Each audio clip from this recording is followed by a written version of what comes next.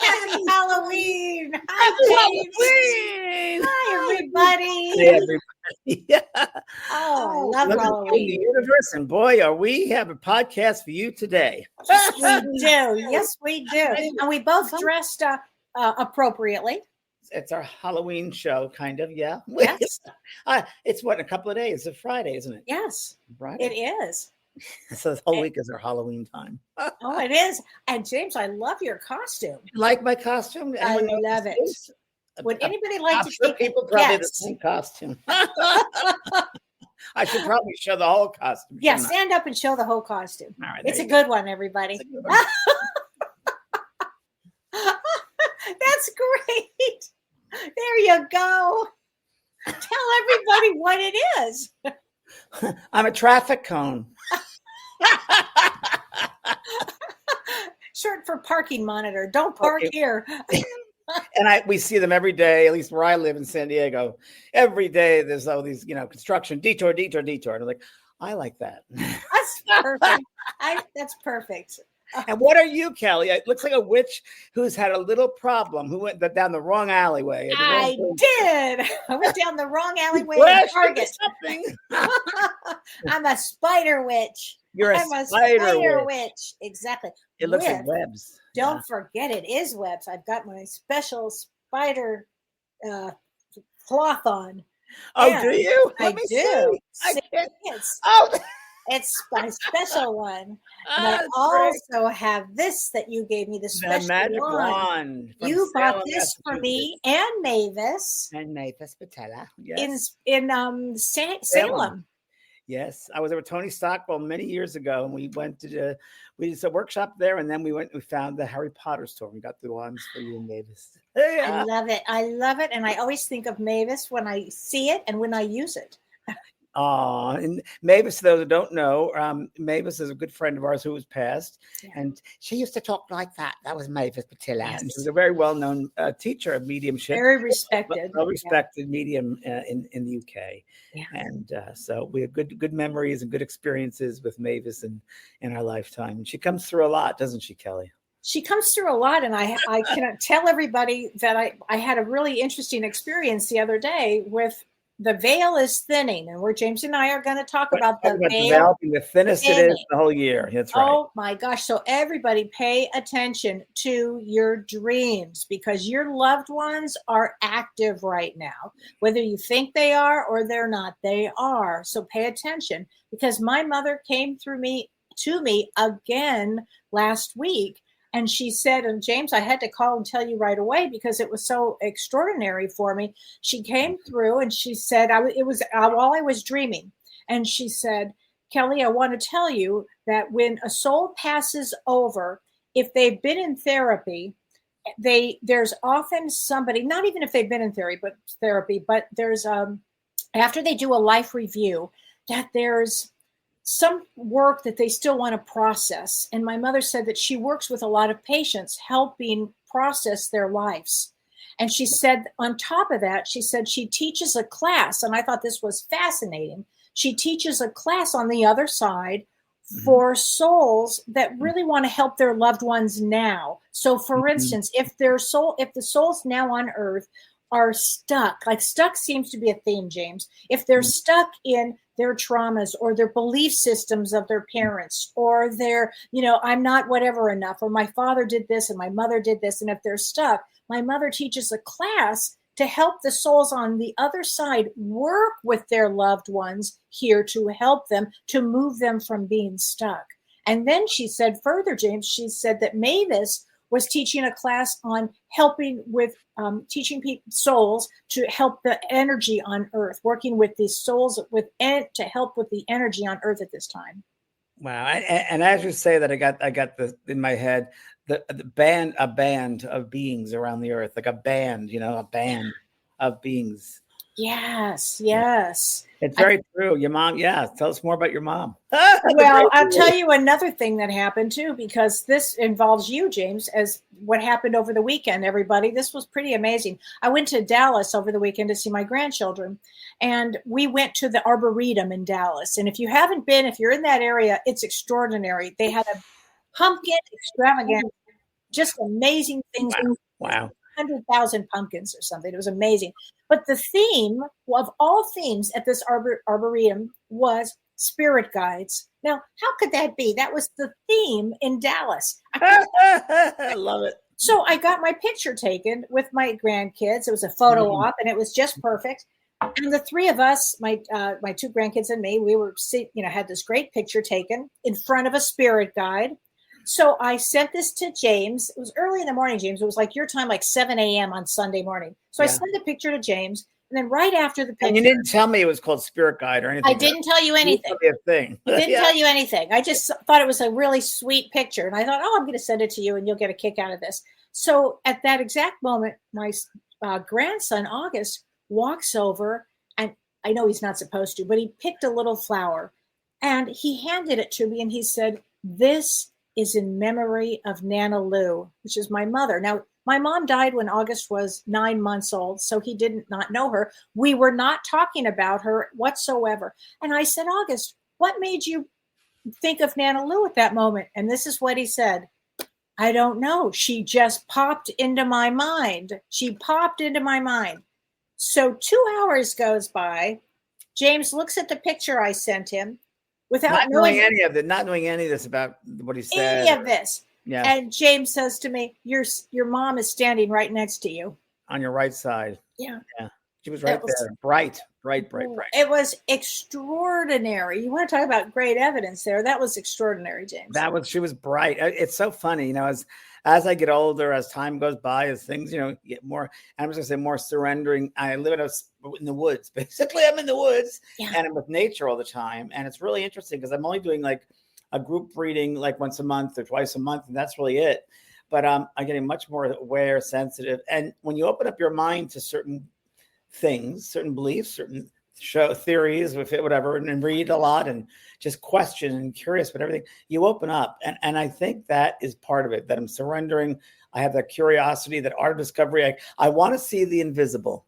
I want to see the invisible. And as a kid, I always wanted to see the invisible. I always wanted to see what was beyond the stars. And there's always a sense of reaching up. And when your mom, I remember there was such a bright luminosity next to you. And I saw her hair and I saw her shape. And it was just, it's hard to describe because it's so much not in human terms, right? And they often describe their world over there and the colors and the visuals. They can't describe it in human terms because it goes so beyond. We don't have the descriptions here. But the light, we're all made of light, right? We're all made of light. And the more loving we are, the brighter that light is. And I now, and like when someone will say to you something like that, like say, we're all light. Just that statement, we're all light, makes you take that in and start to feel that, we're all light. So then when I look at people, I start thinking, what light are they? What color is that light? So that starts, and that opens up the mind. That I think the mind is so beyond us. It's part of the soul. And I think that there are all these little places of the mind, roads, pathways, if you will, that when someone says something, you do something, you experience something, it opens up that little portal. It opens up that door for you to have maybe that experience. Yes. And that's really what it is. It's that knowingness. And you get there by discovering, by having that curiosity, that art of discovery, not being judgmental, not being limited in the mind, being free mind, open-minded. Open-minded means open-minded, open up to all the different ways that exist out there. And so that's what I believe. And I think I mentioned you last week. We talked about the YouTube video I saw, which I mentioned the name again. It was called The Nature of Reality. And it was a quantum physicist and a Buddhist scholar discuss it. And it was just mind-blowing for me. It was amazing. Mind-blowing for me, too. Mind-blowing. And just opened up the whole pathways. And I just know more and more and more as I live that that's the world. This is just our temporary shell here. Really, this human part of us is so temporary and so small compared to everything else that exists out there. And we just got to keep on remembering who we are, Well, and you said something very important. You said even by just saying the light or something, anything spiritual like that, it opens a portal. It opens a portal.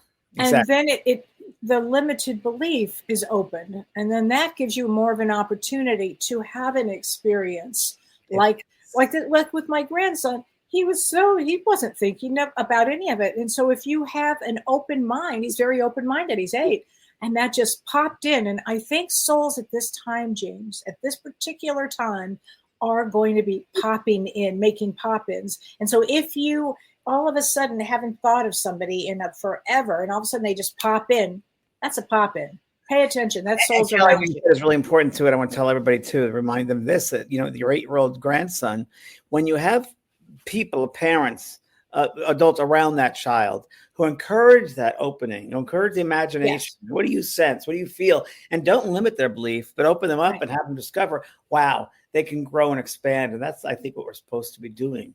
Oh, absolutely. Absolutely. I brought my grandson, I brought them both actually, a special bracelet with so it's a Pedialyte. I forget the exact, Lepidolite. That's what it was. Lepidolite.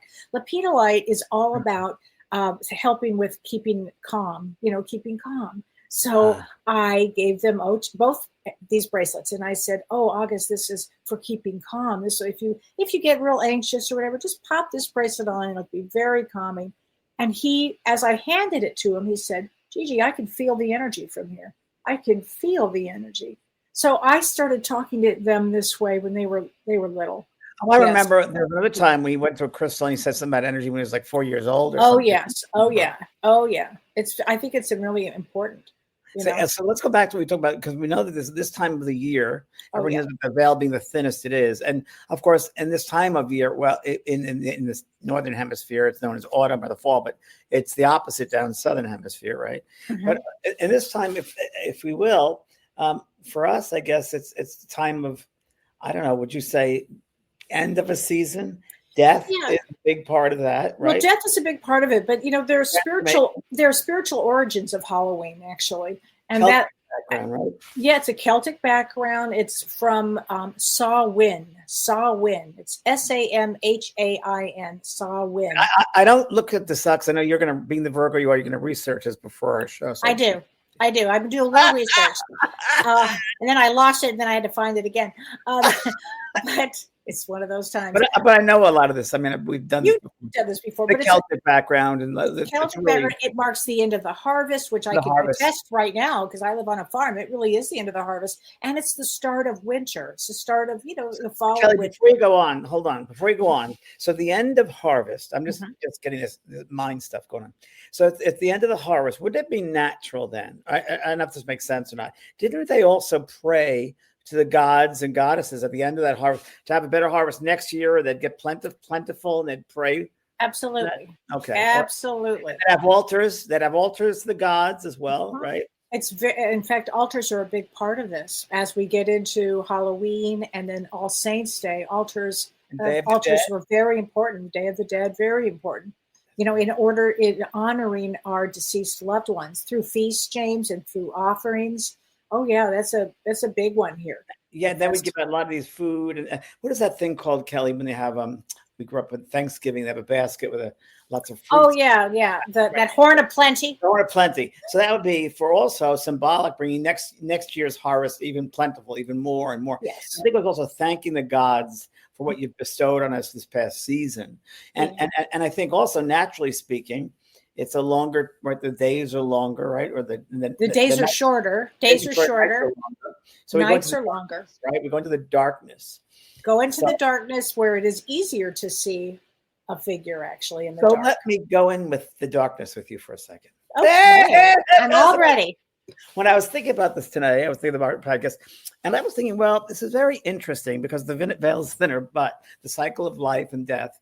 And death, to me, there is no death. It's just a change, right? It's a trend. There is no such thing as death. It's a change. But in, let's say, the darkness, so the nights are darker. In mediumship, we develop a physical mediumship. We develop more in the dark, in the nighttime. And really, I remember very beginning physical mediums, they used to sit around at the end of dinner And they sit by the fireside with the ambers, the red light, the ambers. And that's all they would sit there. And that's how they developed. And the spirit people would use that, and they'd use them, a substance called ectoplasm that comes out of the medium's ears, nose, mouth. And they'd create this like voice box, they could speak through it, or they'd materialize, and they would do it in the darkness. So the darkness is definitely transformation. And when I say the thinnest of the veil, it's kind of like because we're open to those other, I think our senses are more open as well. I think physically, spiritually, we're more aware as well. I also think that more people tend to pass in November and December. Interesting. Yes, because the harvest is complete. It's almost like they've worked through spring, through summer. Their bodies are ready to go. So true. Winter time. Yeah. Winter, you think of that. Oh, I definitely do. I definitely, I know people, my whole family's gone in the winter time. Mine too. Yeah. Makes sense. It seems very natural, doesn't it? It's more of a natural state. Yeah. So in this acceptance, if you will, the veil is thinner. So knowing that intellectually, it's a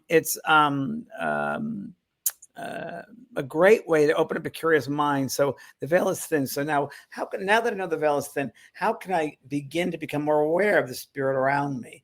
And I would say just become aware that you're that beautiful mind space, and the spirit people will step into that space, right? They step in there, whether it's a physical stepping in or mentally, they'll send a thought telepathically from their mind into your mind. And they will superimpose themselves upon your mind. So suddenly you feel their personality. You feel a memory of them. You feel them all of a sudden, like you didn't feel anything. So out of the blue, all of a sudden. Out of the blue. And it'll happen more now at this time of the year. And maybe it's because it's darker earlier. Or it's that whole thing. Yeah. But it's so true. You can get much more. I don't know. I think it's just the veil is thinner, but we're more open to it, more aware of it. And there might be some natural things that happen in the seasons, of course, because there's change of seasons. So would you say that if you were going to start cultivating mediumship, this is a good time for that? Yeah, now's the time. Yeah. Now's the time to begin. And I think that if you do it with the right curiosity, and you know what, we were kids, we used to get blindfolded, pin the tail on the donkey, right? What is You're that? Right. You have to use your intuition to get where's the tail going to be. Yep. As young kids, we had to use our intuition, blindfolded, to find out where we're going to go. So the darkness allows those senses to become keen. See, right. Yeah. That is so true. I forgot about that. Right, we remind you. Yeah, no, I love that. Wow. Oh my gosh. Well, and don't forget, November 2nd is daylight savings time, and that is also falls on Day of the Dead. So it'll really be darker. I got this thing, Kellee, which I did print this out. So it was really interesting. A time of death in nature, right? A time of death in nature.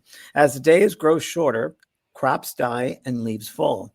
The natural world visibly withdraws its life force. The physical symbolism is believed to correspond with a spiritual transition, making the concept of death and the spirit world feel closer. Yeah, wow. It's true, though. It's so natural. It's so true. It's natural. The life has all beginnings and endings. I said to some people today, everything is changing. And, we're cleaning things, moving things around the house, whatever. They said, oh, I'm sorry to put that there. I said, that's all right. It's okay. You can move that over there. Change is all the time. Change is constant. So in our life, change is constant. And which really there's no death that they live on into a glorious world, glorious worlds. It's very interesting. In that show, we talked about the nature reality. One of the terms, which I love and I'll use forever now, is they talk about the different realms that exist, in the spiritual realms, those different spaces and places, like your mom teaching, and there are a lot of teachers and lots of works over there, and museums and schools and things we don't even know about. And they talk about the different realms that exist. And they call this physical world the realm of form. The realm of form. I love that. I think that really describes it well. So you kind of have these things in your mind and create things on the other side before you come into this incarnation, and you prepare for what you're going to do, and in the realm over there, and you become expertise and learn things that'll help you, aspects that'll help you for this upcoming lifetime.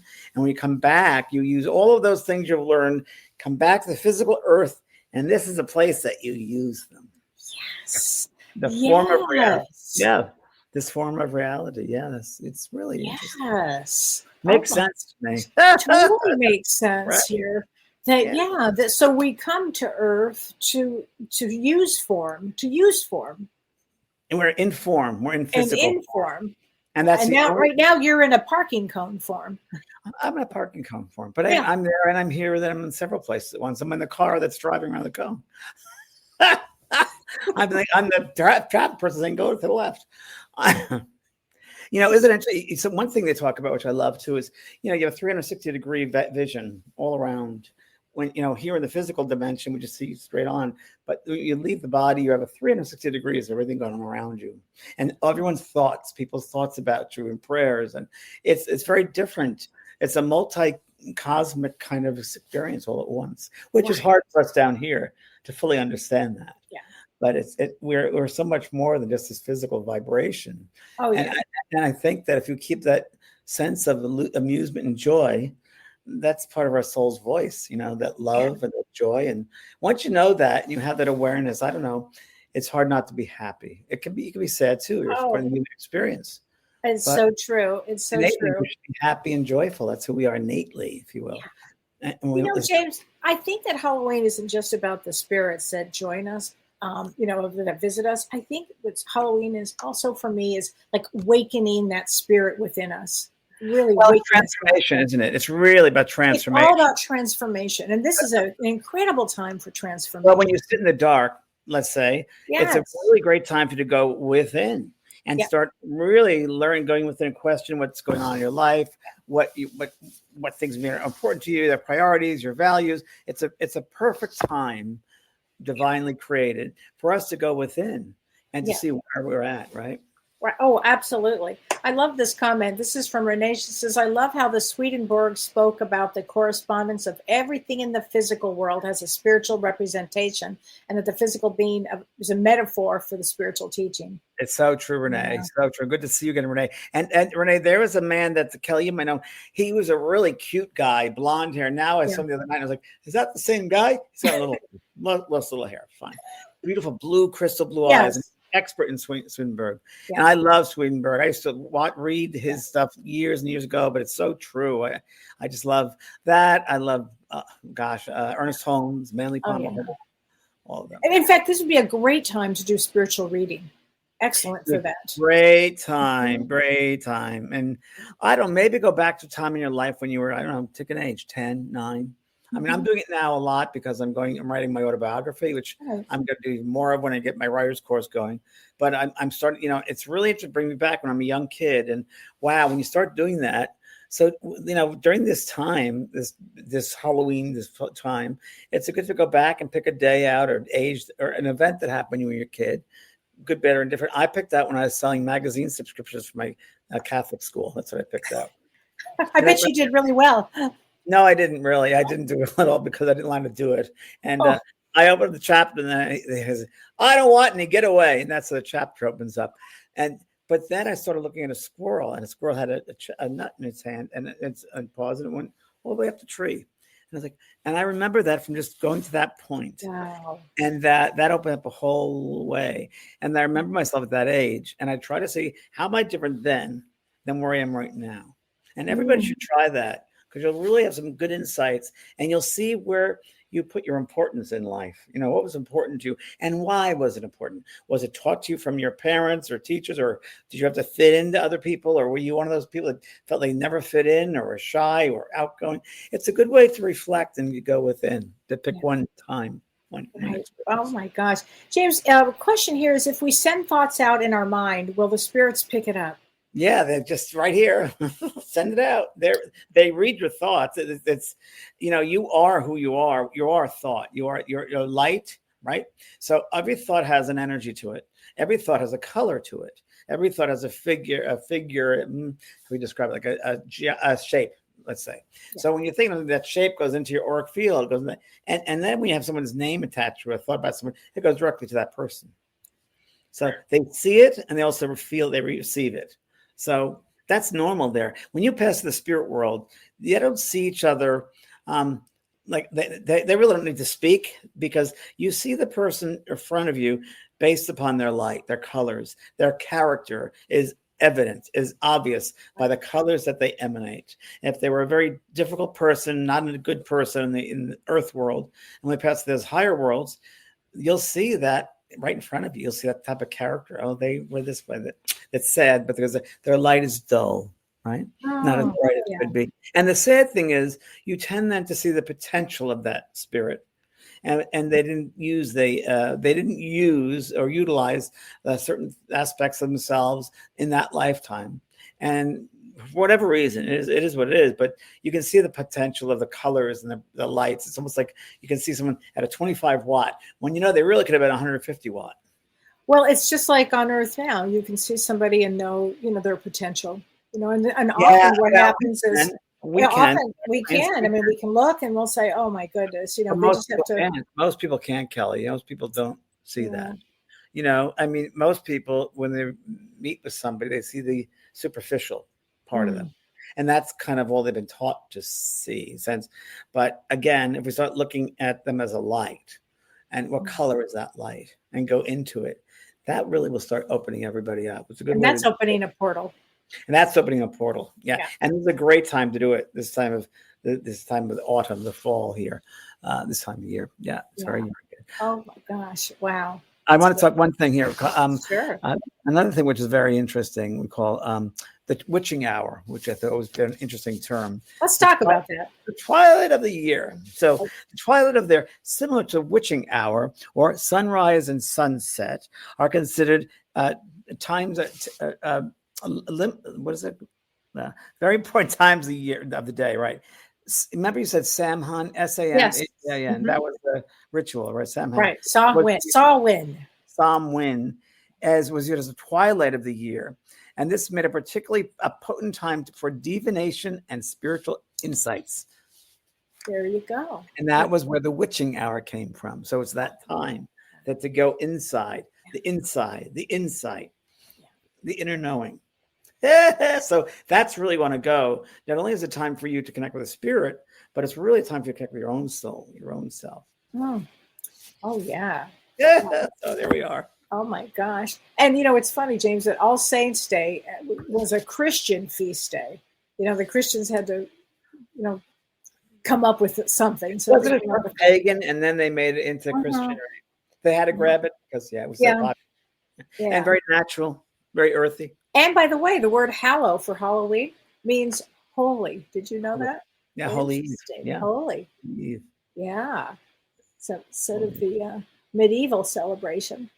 Yeah, I mean, I don't know. I know paganism is my thing too. I'm getting all these texts. Sorry. Paganism, I've been involved with that for many years, at lifetimes. I think as you have, nature, religions, and all that. Yeah. Wicca, all that's nature religion. I feel so much more connected to that than man-made religions like I grew up Catholic and Christian. And very interesting. I was at the gym today, and my trainer said something about you should join us. We're doing Jacked Up for Jesus. Oh boy! I'm like, what? And I said, Jacked Up for Jesus. I think he means like body. I know what he means. And I said, who's that? Oh my gosh. But, I love this. Scott Hubb says, I believe you guys said you don't like watching horror movies. And I was wondering why, because I used to really like watching them, but now I try not to. Scott, when I was young, I barely could watch them, but because it was too traumatizing for me, I think. What do you think, James? Well, with horror films. Well, you're talking to me. I have all my planets in the 8th house, 8th and 12th house. So it's death. Me too. It's all about death. Yeah. So I used to like horror. I wasn't a big over the top horror fan. A good friend of mine, Kelly, who's watching this. Kelly Dennis she's an expert, and her birthday was the 23rd. Happy birthday, Kelly. Yeah, and very into horror and every kind of horror there is, and I tend to like, and it sounds really kind of strange, but I find true crime. I find and I find the dead body, the murders, the reality of it. I love to watch those cop shows. I love to watch like the psychological aspect. And of Oh. course, I'm always thinking of you. It's like, Yeah. what do you say about this person? And I don't want to watch any of it. Psychopath? Is that? Yes, Figure I'll it out. explain it later. Yes. But I find it fascinating the way the brain works and the way people, I don't know, it's just so wild to me that actually and it's so different than, and wear a different cap, right? It's so different than the spiritual work I do. There's just nothing really to do with it. It just is like, I'm fascinated by humans, human experience, human behavior, I guess it would be, it's just so. But you know what? The other thing is, James, as a medium, you could probably help with true crime situations where I would not be a medium. I used to work with the FBI all the time. I used to do crime with them. I did. I saw several things. My movie, the original with Ted Danson, the movie based on my first book, Talking to Heaven. There's a scene in the movie. Well, that's part of the movie where they bury the kid. The kid's buried, and that came from my experience with the FBI. So I worked with a little girl that was buried, and it wasn't buried alive, but it was a little girl that was missing in New Orleans. And I remember I saw it very clearly. There was a man driving a car. It was a Chevrolet, and I remember he had a tire iron, and he hit this girl in the passenger seat. And it was one of those seats. There was one seat in those days, and he hit her, and he buried her in New Orleans in the muck in the swamps. And we actually used that experience of that movie. But it was, I used to work with a lot of that and arsons and fires. Well, let me ask you this. On a case like that, where that has happened, do you personally, has that soul ever just shown up to you and said thank you to you? A lot of times I've had that. Talk about that a little bit. Yeah. So I've had that happen. And it's always when I'm not, like, well, most of us, we're going to take a shower or reading a book or driving. Also, you get a spirit come to you. And they've come to me and they've said, thank you for helping me, or thanks for helping my family or my mom, or thank you. And I've had police people coming in, detectives who've passed and said, thank you for that. And yeah, I've not that all the time, but I could say a handful without a doubt. Kids, I used to help a lot of kids missing, a lot of different things. I remember I did some readings, demonstration once, and I brought through kid that died in a gangland shooting. I did a bunch of those, and his sister, I think, was in the audience, and we found out who did it and all that sort of thing, and it made sense. It all came out, and I did several of those, and yeah, the spirit will come to and say thank you. But you probably have it too with when we do readings later on. We get the spirit coming through and said, thank you so much. Yes. I had just recently, last week, I did 10 people and my group I do. And I can't tell you, I brought them information and going on there. And I'm very aware now of all the different beings that are around me. When I'm reading one person, all their family shows up. They want to hear from one person, but the whole family is there. And they all just are. It's funny, at the end of the message, I'm getting, thank you. One lady kissed my head. She went, thank you, James. I heard it so clearly. I was aware of it. I get a lot of that. I get a lot of appreciation of that. And then it'll be maybe hours later playing with my dog, and also I get a band again, a group of them. And they say, thank you for helping us over here. Thank you for helping us over here. We didn't know what was going on, but we really appreciate it now. We didn't know how to communicate. We didn't know how to do that, but you showed us, you helped us show it. And I never take it as personally. I'm just part of the whole machine of it all happening. But they said, and it's true. And we should realize that what we do down here teaches them in the spirit world. Just because people pass over doesn't mean they know the secrets of the universe or know how to do certain things or how to communicate. A lot of them don't know how to communicate. So when, we as mediums work, sometimes it's difficult because they don't know the way to, if you will, and make it really simple, to put together a thought, to put together memory, and put all the energy and send it to the mind, from their mind to the medium's mind. They don't know how to do that, and it's very much like sound waves, right? So there's an ebb and a flow, up and a down, and it's or like a radio signal. They've got to get in a certain bandwidth. Right? Yes. The bandwidth of the receiving medium, and they have to slow down their thoughts, vibrations so much to a point where they can send that thought into the mind of that medium at a certain bandwidth, which is slow when it comes to us and human.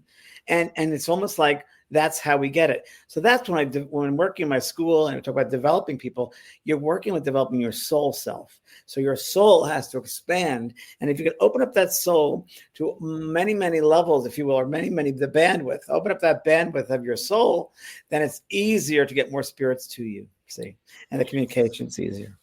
I have to tell you, I had a wild experience yesterday that I didn't mention to you. Unbelievable, James. This is a good one.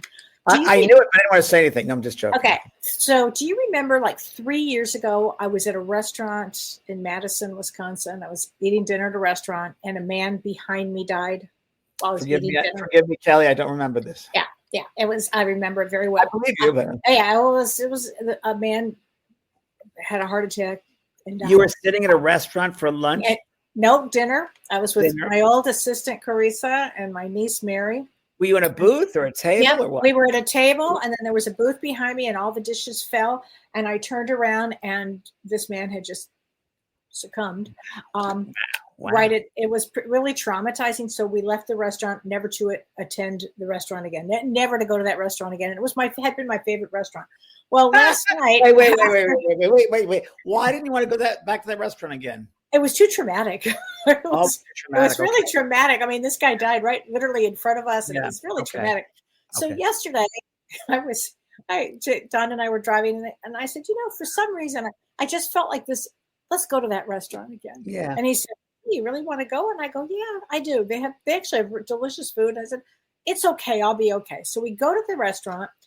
I forgot what room it was in, right? There's a lot of rooms in this restaurant, and I forgot what room it was in. Anyway, we sit down and we have this lovely dinner, and all of a sudden I could feel this man's presence literally saying to me, I am so sorry. I am so sorry. I didn't mean to try, like literally saying this over and over to me. I said to Don, I have to go now. We have to go now. And he said, all right. So we got up and we left, and I turned around, and that was the table. It was right there. I didn't realize it. And he was really letting me know that he was like, I think he just was sorry. He recognized me from me being there. Not that he stays in that restaurant, not at all. But I think it was just that timing of that and the energy of the veil that's so thin. You think, Kelly? Yeah, you think? Yeah. Or Kelly, do you think he kind of inspired you in your mind to go to that restaurant? Oh, planted that idea, James. Planted that idea, right? Totally. Okay, so wait. Somebody's asking me what restaurant it was. It was called. I'll tell you, caller, be happy since you went to university. You went to Madison. It is called the Tornado Room. The Tornado Room. But I think he did inspire me to go to that restaurant. Totally, he did. Oh yeah, totally. Because even John said, "You what? You want to go what?" He had to help with your healing, Kel. And then that's exactly what happened. Yeah. Yeah. It's very interesting right now. We're talking about the veil being thinner, and it's almost as if you look into the surface of water, and we have scrying, which is when you can look and you see the ripples in the water, and all of a sudden your clairvoyance opens up. It's so interesting that I've lately been doing this, which has been really fun because it was fun. Imagination, different discovery in different ways. So I sometimes will imagine that I'm walking through, like I'm behind a waterfall, and there's water all around me, and I try to look and see what's on the other side of that waterfall. And I've been doing that, and I've had some pretty incredible stuff the past 2 or 3 days. And as my brother, and all of a sudden, next thing I know, I'm talking to his son, and it was just so weird. And it happens, and you become aware of. I've had a lot of people. You have to remember that we go to that level when we pass at night. When we go to sleep, we go over there. So it's a continuation. It's just we're just bogged down by this physical self, but your soul knows, your soul recognizes. So allow your soul to experience it, and don't limit it. Don't think, this can't happen, or judge it. Judgment blocks us so much, doesn't it? Yeah. Totally.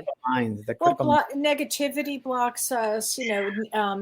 Bad thoughts block us. Fear blocks us. And then I think when you pass out of the body, you go to that dimension, you look back and you see all those opportunities you're lost out because you live in fear. Exactly. It's such a waste. It's such a way. That's a lot of people feel that. I was talking to a lady today. She's a realtor. She came to my house, this lady, a young woman, and she has a young girl. I said, you have a little girl, don't you? She goes, yes. I said, interesting. She'll be your life lesson. She goes, what do you mean? I said, she'll teach you some things. She goes, well, is that a bad thing? I said, no, you can deal with it. You can deal with it. It's her daughter's a Taurus. This lady's a Cancer. She'll have her hands full. She's going to have her hands. I said to her, she goes, no, you're going to learn things. It's going to learn. Exactly. But I just... it's so interesting when I question, and anybody can do this. I mean, when you allow yourself just to be curious and open up and have the divine sense of, I wonder about that. Or how is this person? What light are they? What color are they? What are they? How does their mind work? So interesting. But again, it opens up so many portals. I mean, I think that really is a big message for tonight, James, is the way you're teaching everybody to think is to open up portals, open up energy spaces. The possibilities are there. And don't waste your time down here. To open up those portals. That all the time. Don't waste your time. Yeah. Keep going. Don't waste your time. Yeah. Oh my gosh. Somebody is asking, do you think that voices that schizophrenics hear can be spirit? Yes, I do. Often I do. Not all the time, but it can be, because it's right that place in the brain. In the beginning, that's where there were a lot of mediums who were given that title, that label, schizophrenia. Well, mentally ill, that mediums were mentally ill, all kinds of things. I was called that when I was a young kid. I was called that when I used to be called, you're a mental person. You're going to go to you're going to live your life in a mental hospital. Oh my gosh, it's so cool. My brother used to say that. I could just hear Michael say that. Yep. Isn't he surprised now? Yeah, he regrets it. It is so true. It's so true. But I think that people, that are more sensitive tend to be maybe more emotional, more sensitive, and they can feel things more. And it scares other people when this happens. It scares them. It's true. It's true. Well, it's just, knowledge is power. So ignorance is fearful. Ignorance is fear. Knowledge is power. Ignorance is fear. And we got to remember that. So we have a responsibility to ourselves to grow and expand, to discover, to learn, be curious, have a curious mind. It's the only way to grow. Always. You can grow. And the possibilities are endless. And I talked about this past week in a course.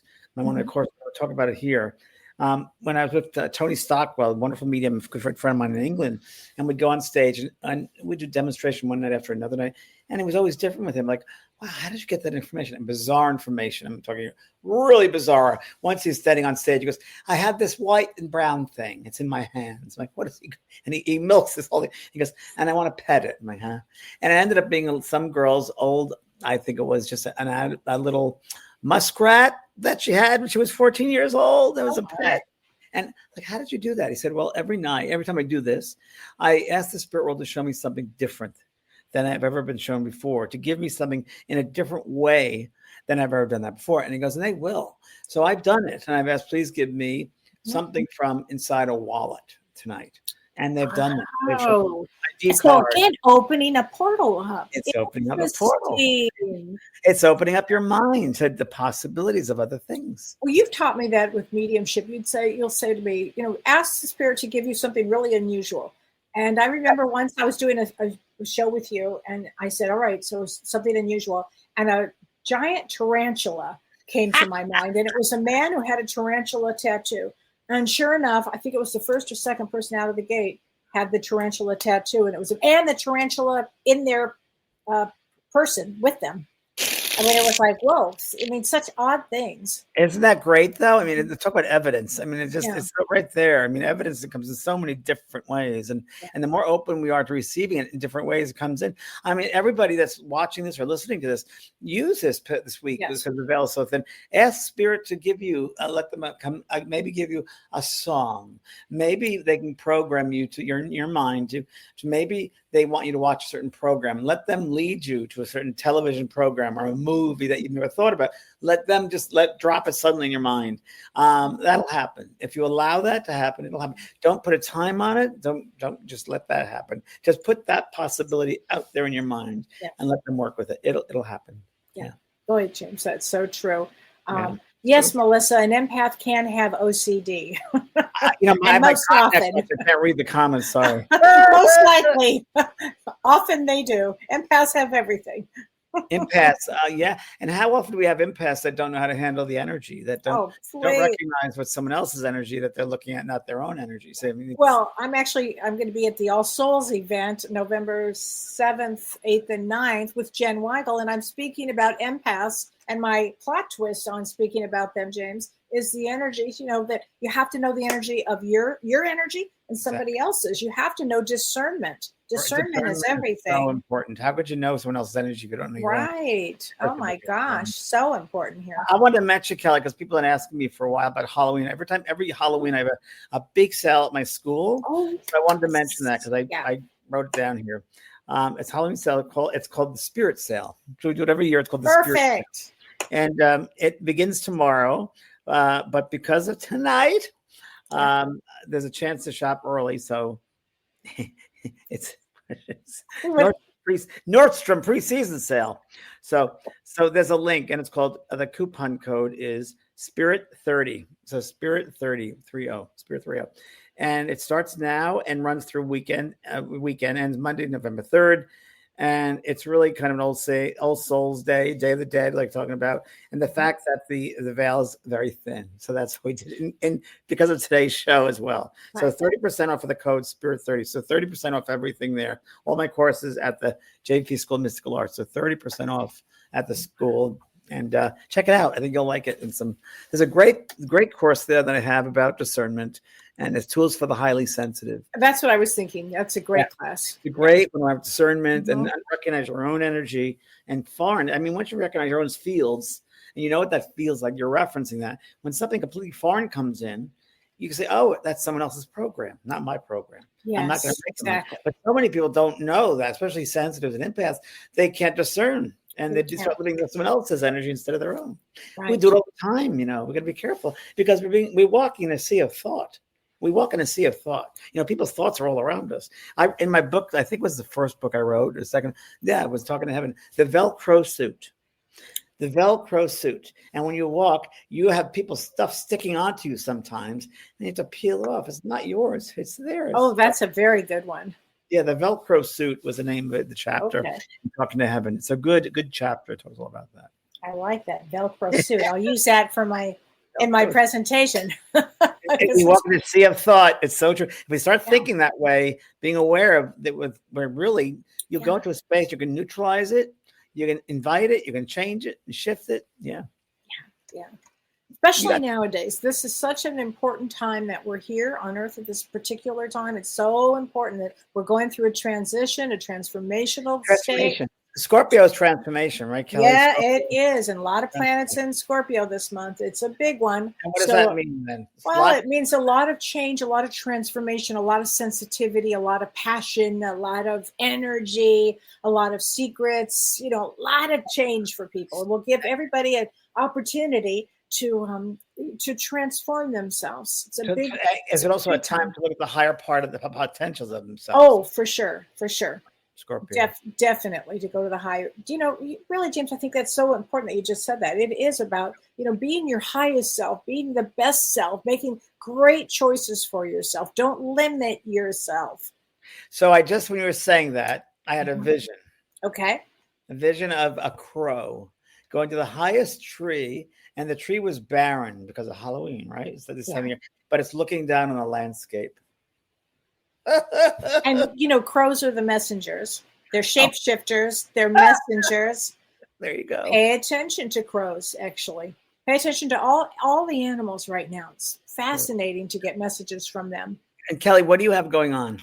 I have the Roots of Healing coming up on November 15th with Dr. Shirley Impellizzeri and Carrie Gonia, who will be doing family constellation, and Shirley will be doing somatic therapy and giving lots of tips. And the theme, James, is chaos.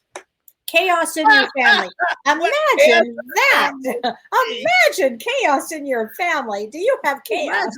But it's going back to, with family constellation, they look at the ancestors. So interesting enough, this period of time this Halloween is all about the ancestors. Yeah. All about the ancestors that are coming back to help us through this time period that we're in. And Kellee, this is also a time period for shocking things. Oh, yes. Quickly, shocking, right? Yeah. I feel that sudden shocks. Yeah. It does feel that way, James. Like people just, cross over the traffic cone. Yeah, right? Yeah. I don't pay attention to the caution of the traffic cone. How many times that I roll down my window and tell someone to stay back? It's amazing. 2 car lengths. Yeah, right. In my book in August, I know 2 car lengths back. Right. That's strange. So anyway, well, thank you, Kellee. Happy holidays. Thank you, everybody. Happy Halloween, Kellee. Happy Halloween, Mr. Cone. I love it. Thank you, Thank you, Miss Spider. We'll see you around the web. Very good. Okay, bye, honey. Bye. Bye, everyone.